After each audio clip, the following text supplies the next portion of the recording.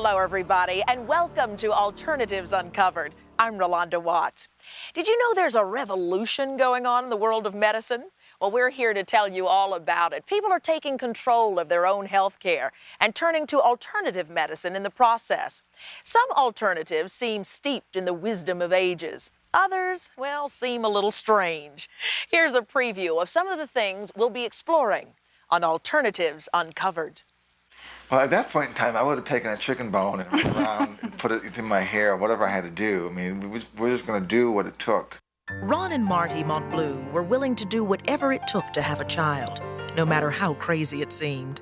Like many people today, they had fallen in love and married in their late 30s. We really deeply wanted to have a family. And like many modern couples who try to get pregnant later in life, they had trouble. They went the traditional fertility route. Ron even had surgery in an effort to make him more fertile.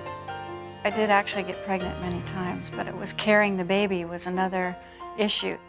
Each time Marty got pregnant, nearly a dozen times, she miscarried. Still, they refused to give up. Ron never did put a chicken bone in his hair, but some would say that what the couple did next wasn't all that far from it. A friend recommended they consult with a practitioner of Chinese medicine. I had to soak my legs in hot water every night during ovulation period and take very disgusting Chinese herbs that they were kind enough to put into capsules and have moxa treatments. Now, this may look like some kind of voodoo ritual or hocus pocus, but in fact, moxibustion is a process of burning the herb mugwort to stimulate targeted acupuncture points. Most women I've been treating are over 40s or around 40s. They were prescribed by Dr. Yitian Ni, a 30th generation Chinese medicine practitioner who has worked with thousands of infertile couples. When people approach to me, they are not coming with an easy case. Usually they tried many other ways, nothing helped, they're frustrated, they build up so much stress, and they come to me and they want a miracle. Admittedly, I was skeptical at first of acupuncture and Chinese medicine, even though I've had exposure to different ways of thinking. But I definitely wanted to give it a chance. In an effort to make a miracle, Dr. Ni prescribed soaking Marty's legs in warm water, herbs, and moxibustion to stimulate acupoints that are associated with the reproductive organs.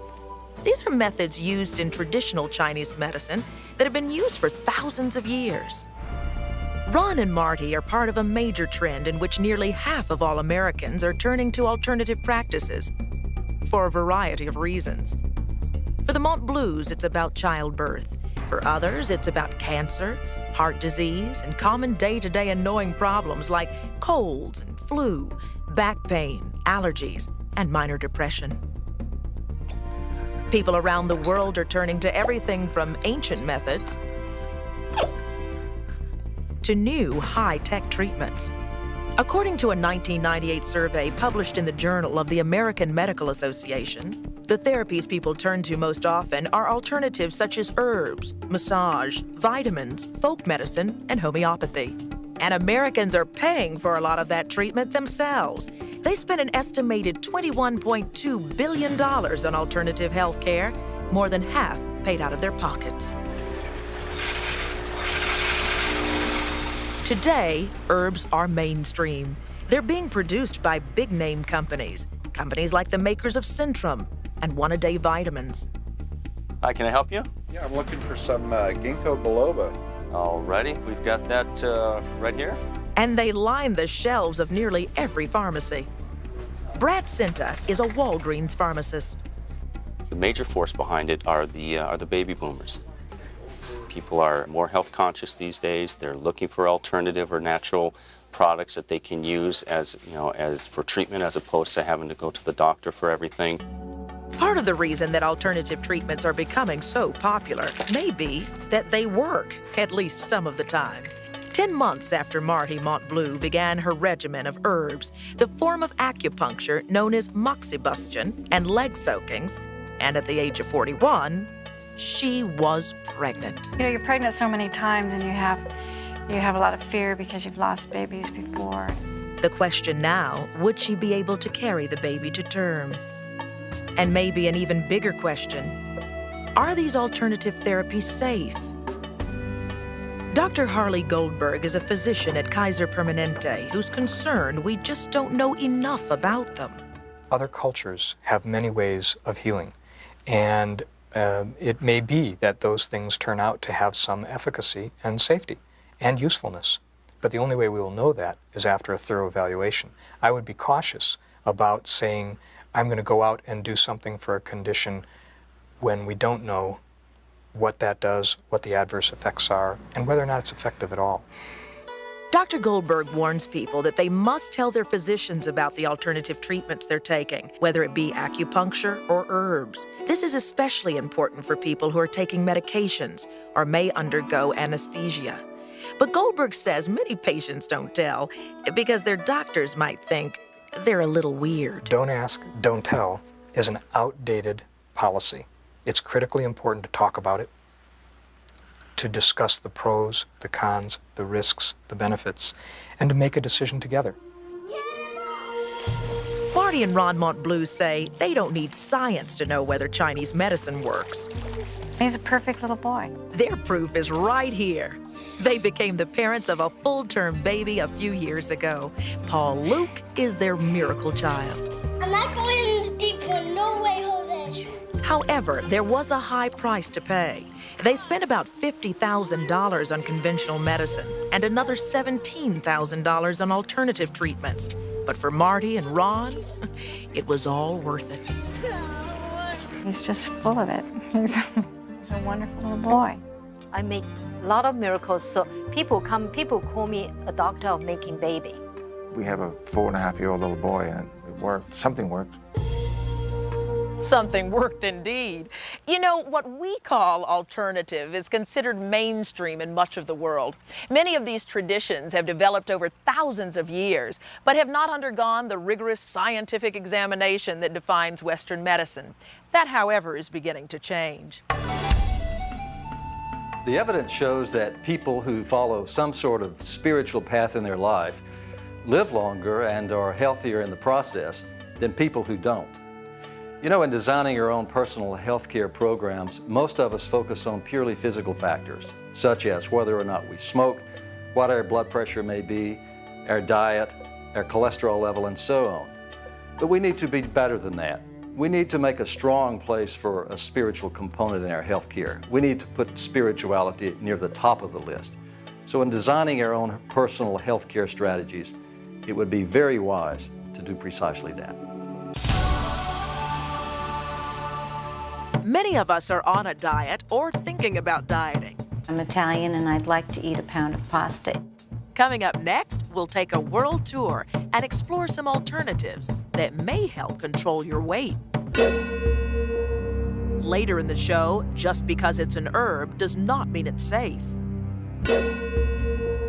And then, how a mysterious basket nearly 550 years old yields some clues about creating our own alternative medicine chest.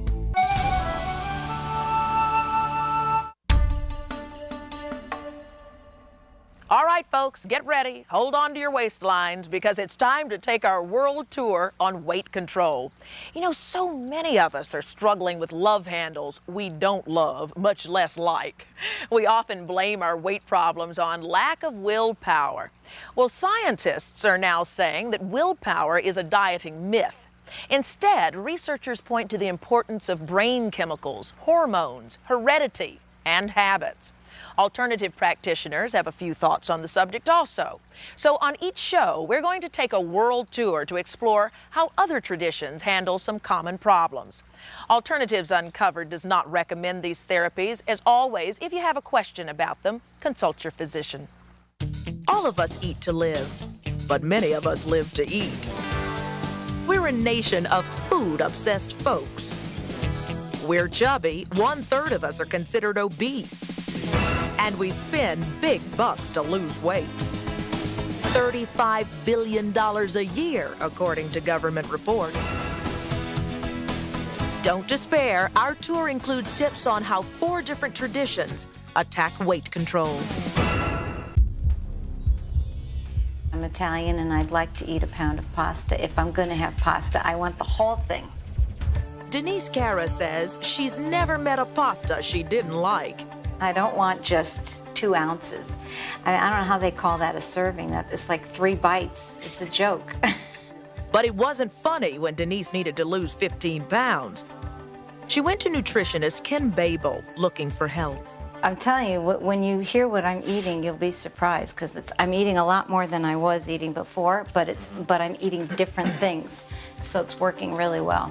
Denise had a bit of a sweet tooth. Usually when you're craving sweets, it means one of 2 things. Either you've gone too long without eating a meal, or you haven't eaten enough protein in your last meal. So what we did with her was we upped the protein intake. Ken recommended more protein, some basic vitamins, and a positive attitude. It worked. The pounds came off. Denise is eating smarter these days. Whenever I eat, I almost ask myself a question, well, how much mileage am I going to get out of this? Am I going to really feel good after I eat this? Am I going to, be productive today? Or am I going to eat wrong things and not be productive and have mood swings and energy swings? Denise has made some long-term changes. I think that it's important in this day and age, and it becomes more important all the time, that we do our homework and learn about alternative.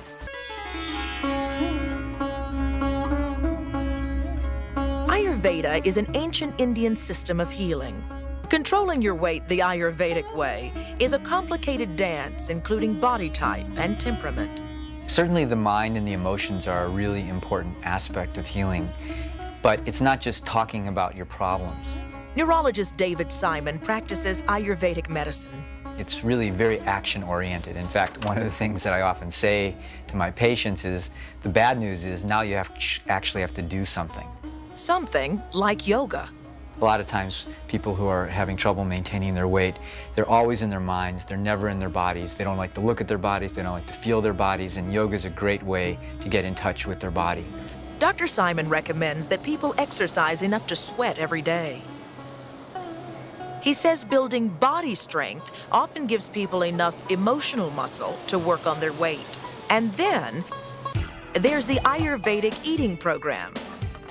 We use a dietary program, which we call our 6 Taste program, which comes from Ayurveda, which says that in order for a meal to be satisfying and nutritionally balanced, it has to have all 6 flavors present at every meal, which are sweet, sour, salty, pungent, bitter, and astringent. Dr. Simon says meals with 6 flavors keep people from cravings that may cause weight gain. So Ayurvedic practitioners recommend certain of the 6 flavors to help balance the body. For example, there are 3 main body types in Ayurvedic medicine. The Kapha body type is the one that tends to gain weight.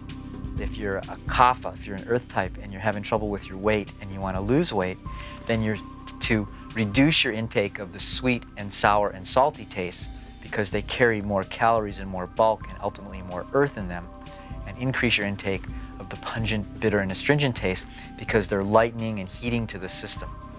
Kapha foods in particular are stimulating to the system because kapha is holding on to weight. Leanne Backer is a Kapha type and an Ayurvedic chef. She says she lost 40 pounds eating spicy foods to stimulate her Kapha nature. Things like, well, again, this salsa right here, this has chilies in it, and it has a little mango, a little tomato, a little bit of cilantro, and some hot chili peppers. And that's very stimulating to kapha. It sparks kapha. So that's a very beneficial thing to eat, hot, spicy foods, pungent spices. The Ayurvedic way also emphasizes herbs to speed digestion and elimination. These are examples of herbs and spices that we use to stimulate digestion.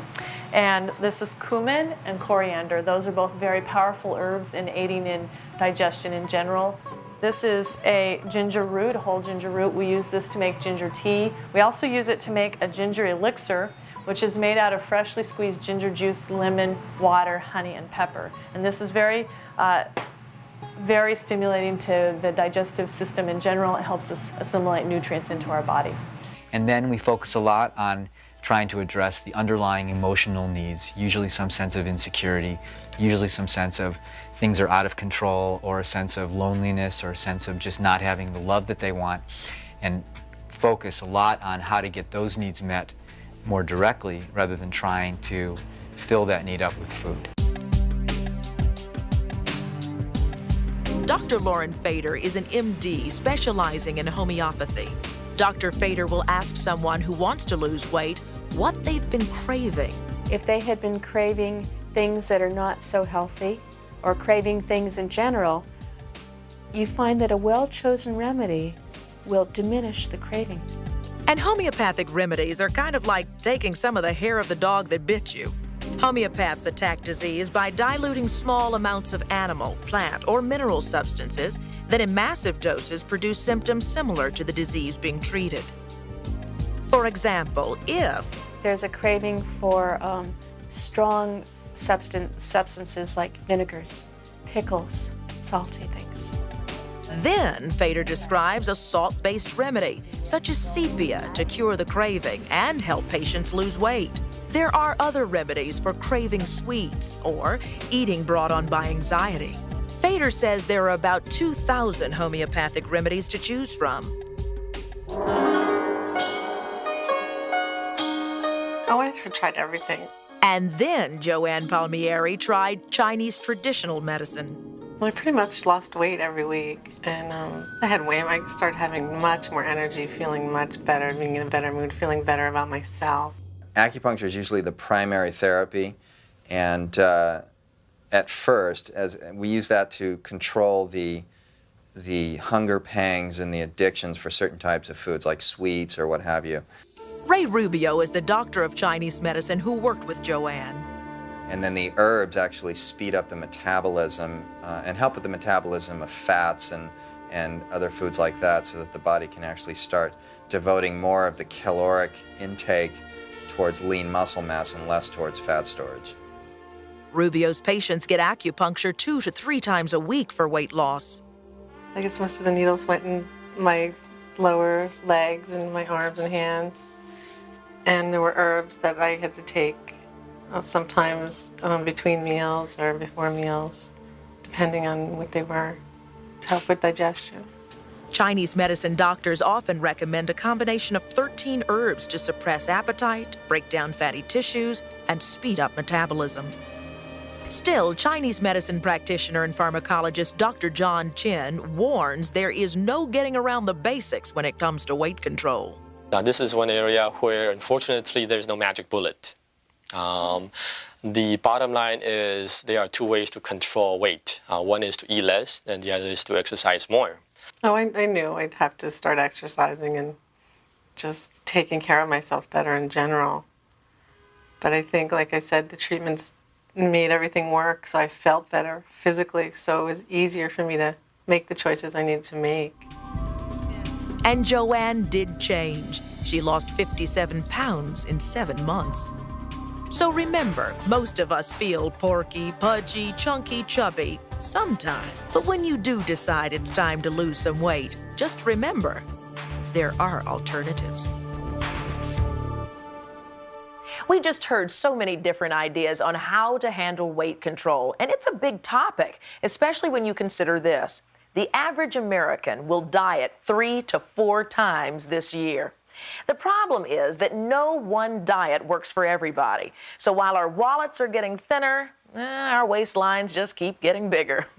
So how do we find the best diet for us? Well, here's someone who thinks he knows. This is Dr. Harold Crystal, and you say that you have an alternative plan that's going to work for everybody, something called metabolic typing. Now, exactly what is that? Because according to what you say, it's like finding the answers within our own bodies. Yes, it's how we as individuals metabolize various nutrients. Let me tell you the calcium story first, and that will help elucidate what metabolic type testing really is. If I were to give 100 people 500 milligrams of calcium, half those people, it would cause their blood to become acid. The other half, it would cause their blood to become alkaline. Now, calcium is calcium. Why does it have this different metabolic change in different people? It's because we're all metabolically different. So there is really no one universal diet for everyone. But that not only goes for calcium, it goes for potassium, all the minerals, vitamins, and food. They all move our food either one way, to the acid or to the alkaline side, depending on what metabolic type we are. How do we find our metabolic type? Well, it requires a testing that we do in our office. It takes approximately 2 hours. There are two basic systems that we look at, the oxidative and the autonomic system. I don't want to belabor these complicated terms. That's right. Don't talk medicalese. Put it where we can get it, because so many of us are so interested in losing weight. And if we're dieting 2 to 3 times a year, 3 to 4 times a year, something's not working. So we're listening very carefully and want to understand everything that you're saying here. Fine. Well, if you're not metabolically typed properly, it'll be impossible for you to lose weight. And it takes different diets for different people to lose weight. I have patients that I give a lot of protein and fats and very little carbs, and they will lose weight. I give some people a vegetarian type diet, very little protein and fats, they lose weight. They have to be typed metabolically to determine what their metabolic type is. Once that is known, then many other wonderful things happen. Weight is just one issue, but once they're metabolically typed, they lose their allergies, they lose a lot of their other disease systems and so forth. They lose their fatigue. Basically, you're able to assimilate and utilize your trace nutrients more efficiently when your blood pH hovers around 7.46. And this is the thrust of our whole testing. As a doctor, how would you describe America's frenzy with losing weight? Most people, I'm really kind of dumbfounded to see that they're really eating the wrong foods for them, where it's very obvious for me when I do their metabolic typing, but it's unknown, it's an unknown factor. But people become desperate, Rolanda. They become desperate when they're trying to lose weight and they can't. In fact, they're gaining weight. Chances are eating the foods they're eating, they're gaining weight. So in order to stop that tide, you have to put them on a metabolic type diet. They eat the foods that are good for them and only those foods that are good for them. As a consumer, I'm excited about it because it's also a way that we learn more about our bodies and can take control of our own health and weight loss and not have to depend on every other diet that comes out. I mean, there's so many fads out there. You have to... That's correct. Once you know your metabolic type, you're going to eat for your metabolic type and also take the proper nutrients and supplements. So once you establish that, you can live around that and you will be healthier. So that basically is what we do in metabolic type testing. So, Dr. Crystal, thank you so much for being with us. Thanks. It's been a pleasure. We'll be right back.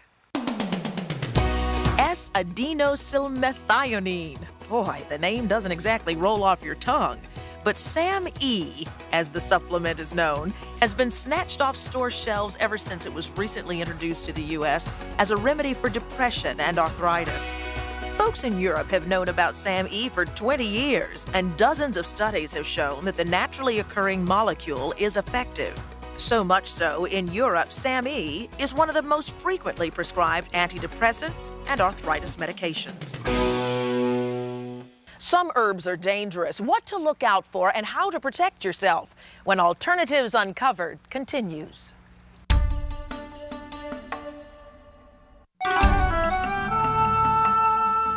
Herbs and alternative treatments have become so popular that we sometimes underestimate their power. That's a big mistake.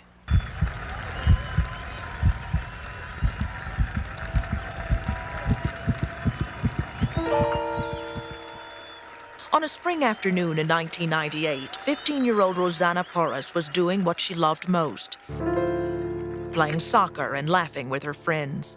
She had kicked the ball, and then she laughed and turned around to go back to her position and collapsed and went into some spasms.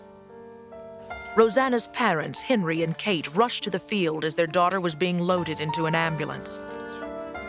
A teammate's father was a fireman who had been performing CPR on the unconscious Rosanna. At this point, he just put his hands on my shoulder and he shook his head no. And I knew it wasn't good. When Dr. Robert Deckers first saw Rosanna in their emergency room, paramedics had barely gotten her heart beating again. She had been without oxygen for 8 minutes. It was Dr. Deckers' job to find out what went wrong. You're playing a detective when you're backtracking trying to figure out what happened because we couldn't ask her any questions. Rosanna's teammates told Dr. Deckers that Rosanna had been taking an over-the-counter energy booster for the past 2 weeks. The father went with one of the boys on the team to the local drugstore and picked a bottle off the shelf, brought it in, and that's when I looked at the pills he brought in and noticed that the substance inside the capsules was the same stuff that we had used when we pumped her stomach, and the same material had come out of her stomach. So there was kind of a visual connection that, oh, maybe this had something to do with what was going on. One of the ingredients in some energy pills is mawang. This Chinese herb is also known as ephedra, which Dr. Deckers assumes Rosanna took. It is basically some type of derivative of ephedrine, which is a speed product, just to use a simple term, that it can accelerate the heart rate and stress a person, especially if they're also exercising. Dr. Deckers' emergency room report noted Rosanna had been taking energy pills, and that her stomach contents revealed she'd probably taken 2 to 4 pills that day.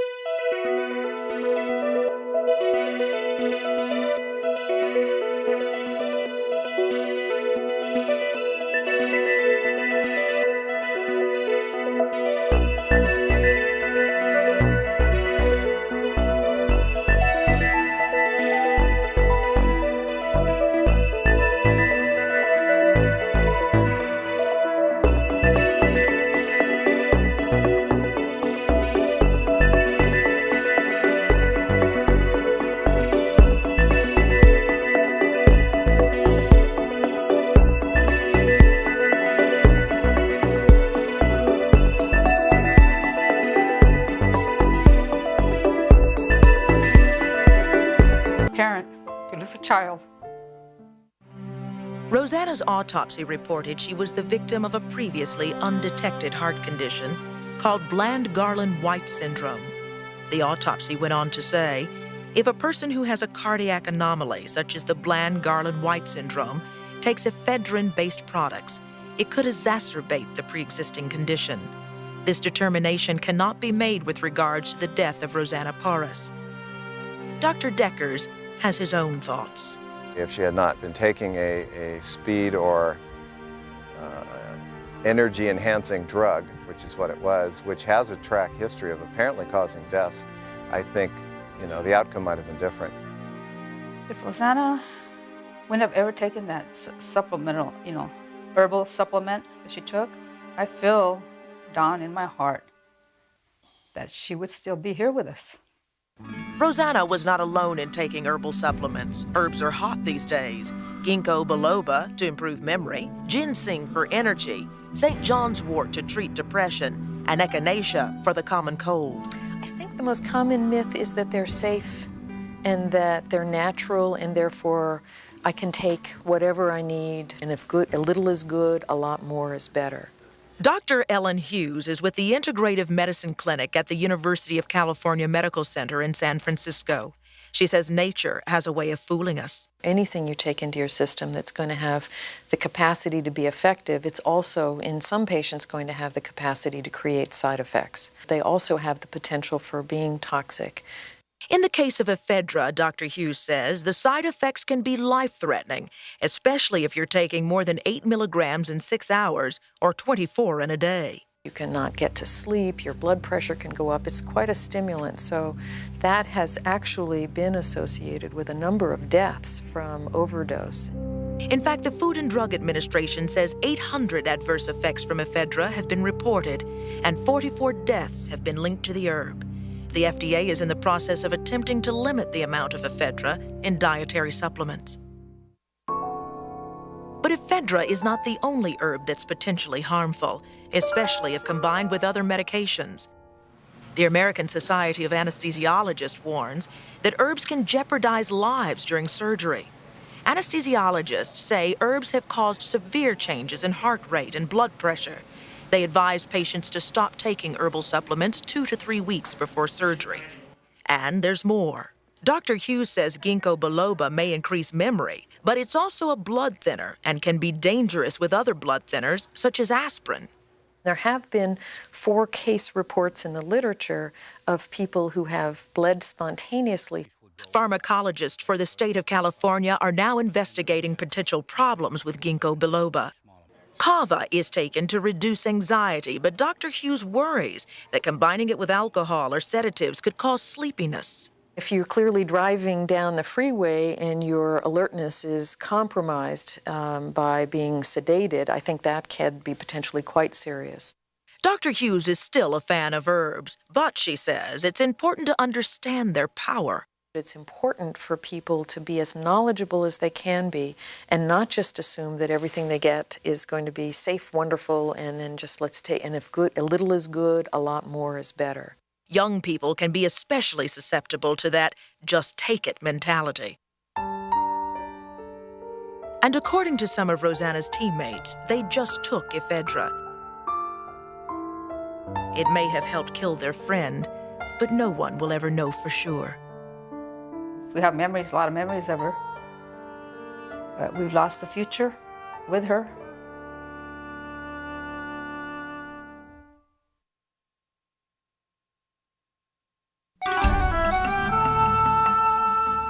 So we have talked about the danger of herbs and the importance of being an informed consumer. But research shows that some herbs can be very helpful. So we have some hints on what you might want to include in your personal alternative medicine chest. And we get a few pointers from the work of a tribal healer who roamed the West hundreds of years ago. In the heart of New Mexico, about an hour south of Santa Fe, sits the Galisteo Basin. And 3 or 4 times a week, Forrest Finn likes to do the amateur archaeologist thing. Every time I go out there, there's something new. Every time it rains, something else is washing out. His adventures don't so much involve digging as they do stumbling over various artifacts. We think one family owned these 4 rooms because they were all joined by doors. There are a lot of hammers and choppers and pieces of obsidian and trade pottery from Arizona. Finn's property was once inhabited by the San Lazaro Pueblo Indians. Remnants of their lives are found here still. We excavated these pottery ollas at San Lazaro Pueblo. They stored water, they can store grain and beans. Finn is an amateur historian and collector of all things Indian.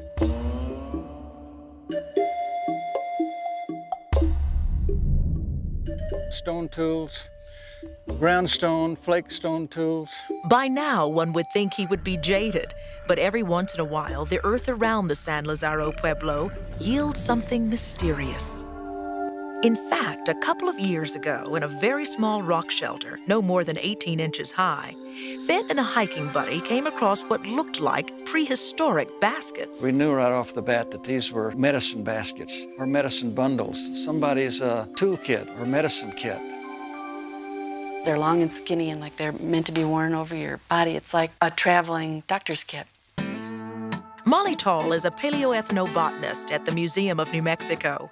She says the baskets probably belonged to a medicine man. My impression was very much that this was a collection of a specialist who knew precisely what they were doing, that they'd have to be dealing with dangerous and powerful chemicals as they were. The healer had braved the desert on foot for at least 50 miles to collect the herbs. It was such detailed and diverse collection. There were so many different materials. And although we weren't able to identify everything there, we could distinguish at a minimum of 26 different materials that were in there.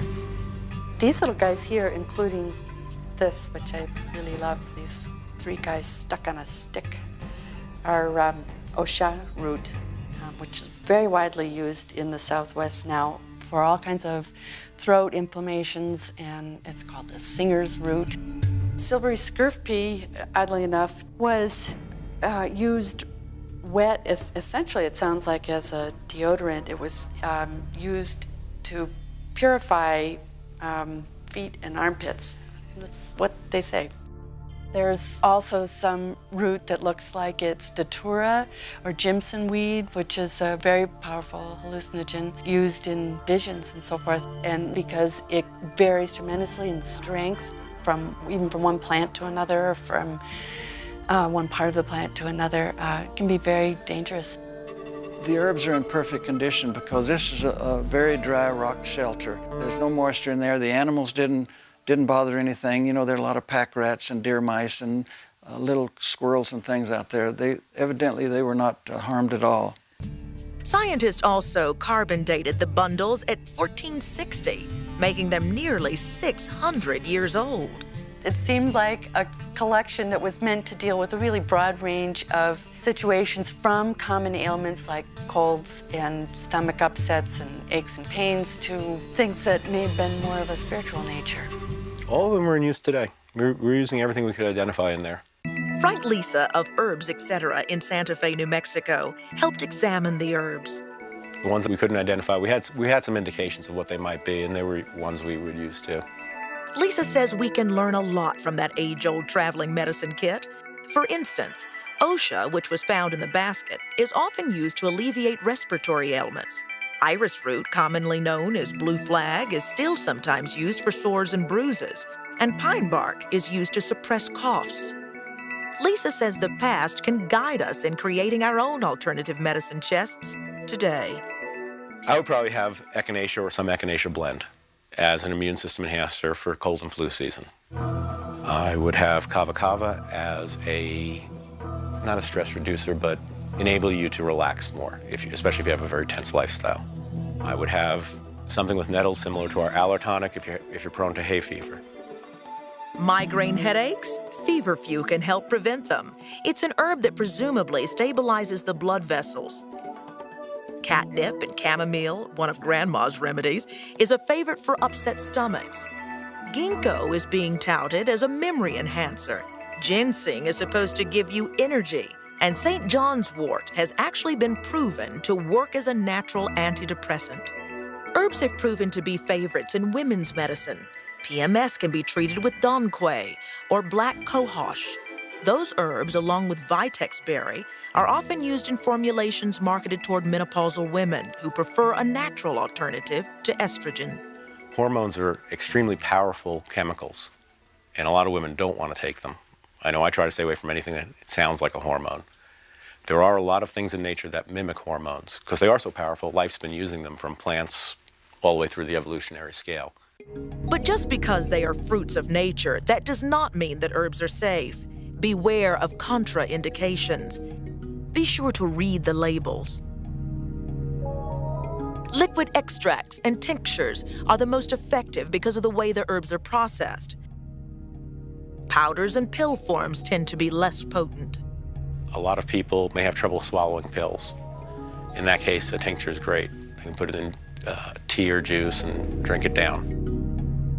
Also, with solid forms, you want to be careful about how old they are. Once it's in solid form and ground up, you can really have a lot of degradation very quickly. A respected guide to herbs, The Honest Herbal, by Dr. Vero Tyler, suggests considering the facts before buying some of the top-selling herbs for your own medicine chest. Ginseng, said to increase energy and reduce stress, but it can keep you up all night and make your skin break out. Garlic, believed to lower blood pressure, reduce serum cholesterol, and boost the immune system, can cause stomach irritation, heartburn, and gas. Ginkgo, it may improve circulation and boost memory, but it can also cause diarrhea, nausea, and restlessness, and it might hamper blood clotting. St. John's wort, recommended for mild to moderate depression, but it can make you sensitive to sunlight. Recent British studies have also attributed reproductive problems to this herb. Finally, echinacea, which many believe to be a perfect flu treatment because it bolsters the immune system, is not recommended for people with autoimmune disease like lupus, multiple sclerosis, and rheumatoid arthritis. And remember, herbs can't cure everything.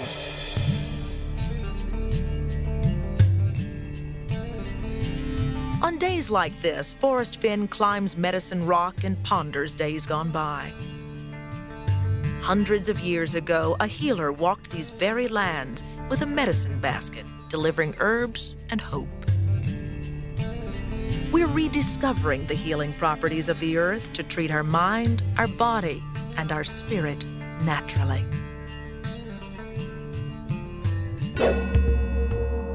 Next, experts give us some easy tips on how to select an alternative practitioner.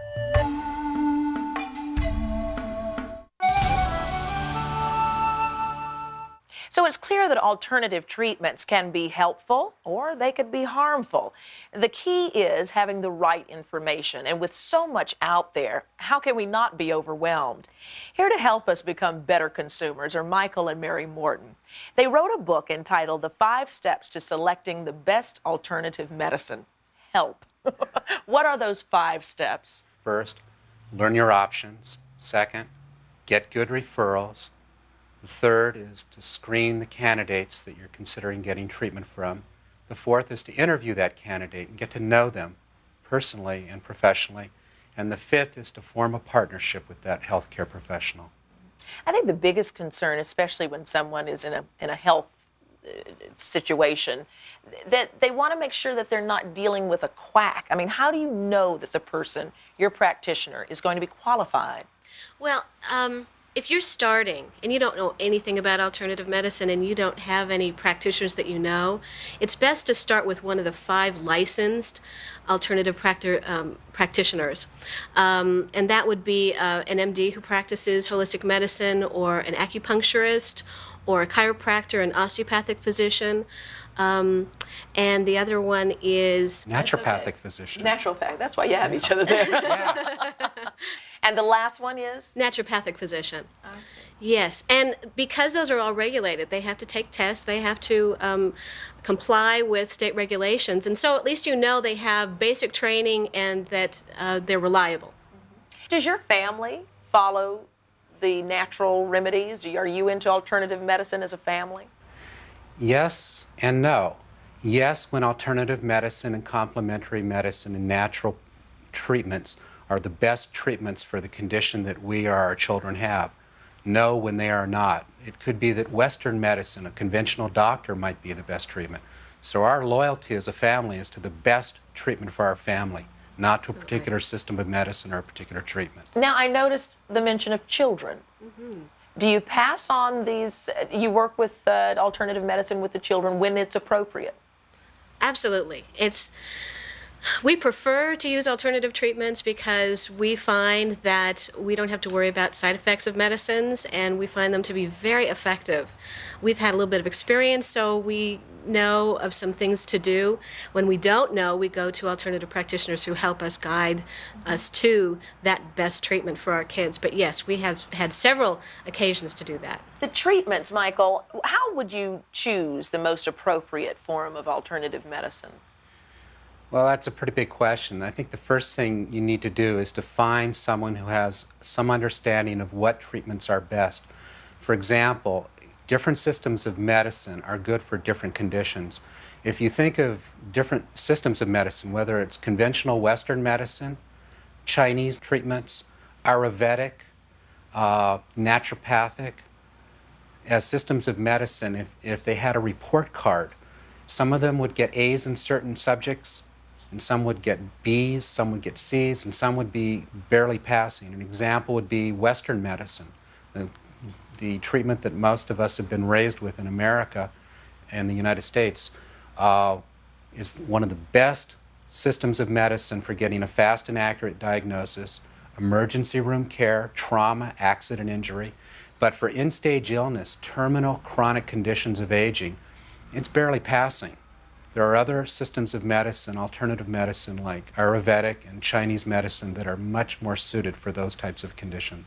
Is alternative medicine becoming a family affair? It is for us.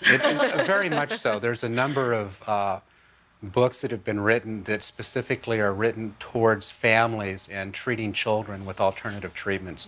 For earaches, I mean, one of the treatments we did for our daughter, Deanna, how old was she when she had eczema? She was 3 months old. Yeah. She had eczema from a reaction, an allergic reaction to her formula.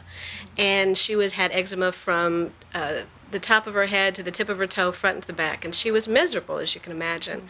We took her to a naturopathic physician who said, her formula is not working for her. We're going to do goat's milk with some nutrients, and it should work out fine. Within that time, her skin was perfect. She's never had a problem since then, and she was a happy baby. And the alternative that we'd been told by a conventional doctor, a pediatrician, was a cortisone-based cream that had a side effect potential of blindness for the child. Oh my goodness. And it was a choice between something where he said, you need to know there's a very, very slight chance that this could cause damage to your child's eyesight. And we just went, we don't want to play those odds. What I hear you saying is that at least alternative medicine offers options. Absolutely. You know what I found that was fascinating in your book is that you mention as you look toward the future, that somewhere in the future there are going to be half of the doctors who are MDs are going to be in holistic medicine. Yes, they will have to if they want to have the public to continue coming to them, either in their work, in their own practice, or they'll have to be associated with a practice that has alternative people there. What is this saying about our nation? What's happening with us as we think about living longer, staying healthy? Well, I think you need to understand that from about 1920 until 1960, we were all caught up with finding the silver bullet, the magic pill, and we basically gave doctors tremendous carte blanche and tremendous faith and belief in them to find this. And it was sort of worshiping the god of technology. And we've made tremendous advances in Western medicine that are very important in our national and international healthcare scene.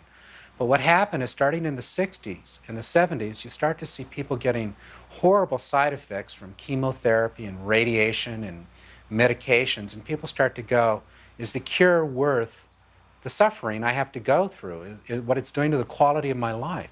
And then we entered into a period of disillusionment in this nation from about the late 60s until the mid 80s. And people started looking for other options. They started questioning. And it's important that we recognize there's good medicine in Western medicine and there's bad medicine in Western medicine, just like there is in any alternative treatments also. For those of you seeking more information on how to find your way through the alternative medicine information, 5 Steps to Selecting the Best Alternative Medicine is the book written by Michael and Mary Morton. And we want to thank you so much for sharing your information with us. Thank you. Thank you. Our pleasure. Well, that's it for this program. If you'd like to know more about alternative medicine, why not look us up on the internet at discoveryhealth.com. Thanks so much for exploring the alternatives with us. I'm Rolando Watts.